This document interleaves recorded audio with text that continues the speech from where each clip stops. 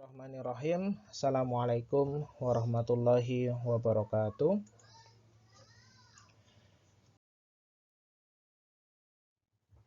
Terima kasih kami ucapkan kepada panitia dari Seminar Nasional tahun 2021 ini atas kesempatan yang telah diberikan kepada kami.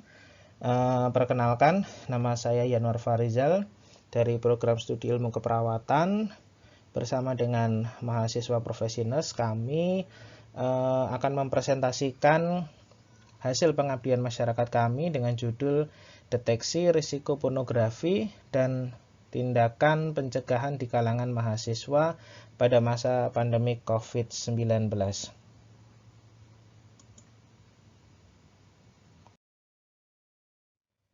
Yang pertama, kita akan melihat dari latar belakangnya.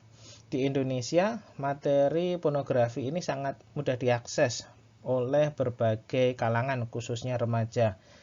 9 dari anak berusia 8-16 tahun itu mereka telah melihat pornografi di internet.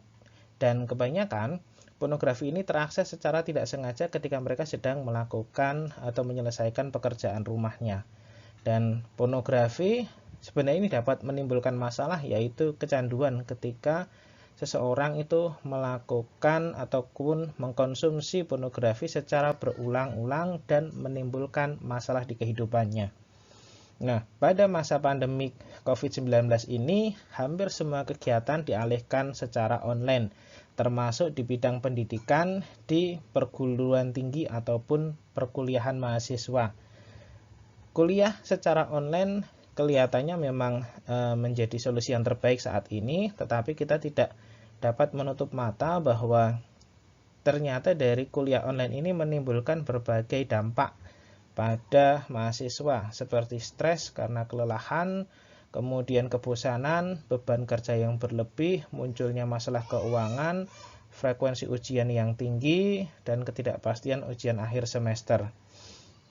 Yang ketika kita melihat bahwa penggunaan online maka akan berkaitan dengan penggunaan gadget untuk saat ini, dan akses gadget yang terlalu lama juga dapat menimbulkan masalah psikologis seperti depresi dan juga gangguan tidur baik pada laki-laki maupun pada perempuan. Dan mahasiswa cenderung akan mencari hiburan untuk mengatasi masalah-masalah tersebut. Karena di luar itu dilarang, dalam artian terjadi pembatasan, maka mereka juga akan mencari hiburannya juga secara online juga, sehingga lebih banyak menghabiskan waktunya di depan gadget, laptop, ataupun komputernya. Sehingga potensi dari mengakses konten pornografi sebagai hiburan ini menjadi lebih tinggi. Nah, kegiatan dari pengabdian ini bertujuan untuk mengetahui gambaran risiko adiksi pornografi pada mahasiswa, dan diharapkan pengetahuan mahasiswa tentang pencegahan dari adiksi pornografi ini bisa meningkat dan menimbulkan kesadaran diri serta menghindari konsumsi pornografi untuk dirinya sendiri.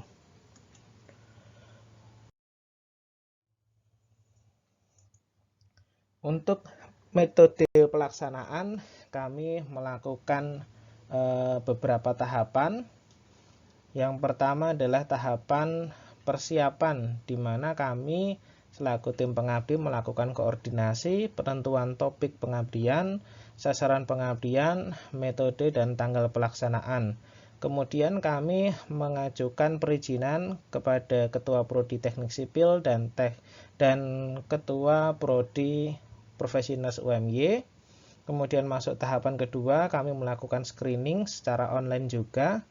Setelah kami mendapatkan izin dari Ketua Prodi, kami melakukan screening risiko pornografi dengan kuesioner Pornography Addiction Screening Tools dari Matt Barkley tahun 2013 kepada mahasiswa. Yang ini kami sebarkan melalui Google Form untuk meminimalkan kontak secara langsung kepada partisipan. Kemudian tahapan yang ketiga adalah kami melakukan pelaksanaan penyuluhan kesehatan. Ini pada hari Sabtu tanggal 10 April tahun 2021 dengan menampilkan video edukasi massa, pencegahan narkolepsia, penyampaian materi oleh pengabdi, baik dari mahasiswa profesional UMY dan juga dari dosen prodi keperawatan UMY. Kegiatan penyuluhan ini diikuti oleh 30 orang peserta yang berasal dari kedua prodi. Kemudian tahapan terakhir adalah tahapan pelaporan dan evaluasi. Nah, dari semua kegiatan ini kami memang melakukan full secara online. Dari mulai tahapan screening, kemudian penyuluhan dan evaluasi. Secara garis besar, kegiatan yang kami lakukan ini kurang lebih selama 4 minggu dari 15 Maret sampai 11 April tahun 2021.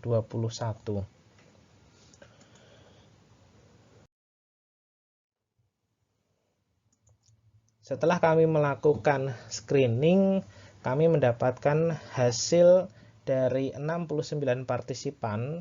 Ternyata 35 partisipan ini dalam keadaan kondisi normal atau masih dalam penasaran. Kemudian partisipan yang mengalami adiksi ini kurang lebih 27 partisipan atau 39%. Kemudian partisipan yang mulai ada tanda adiksi pornografi ini sebanyak 6 partisipan, dan yang sudah mengalami adiksi pornografi sebanyak 1 partisipan. Gambarannya adalah seperti pada gambar yang di sebelah kanan. Mayoritas memang masih dalam keadaan kondisi normal.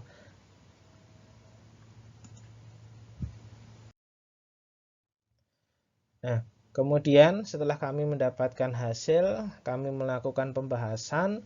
Ternyata hasil screening pornografi yang kami lakukan ini sejalan dengan penelitian yang dilakukan di Jakarta dan juga Banten, yang menunjukkan bahwa remaja yang menunjukkan terjadinya pornografi derajat 1 itu sebanyak 94,5%. Dan yang mengalami derajat 2 3,7%, dan yang terpapar derajat 3 itu sebanyak 0,1%.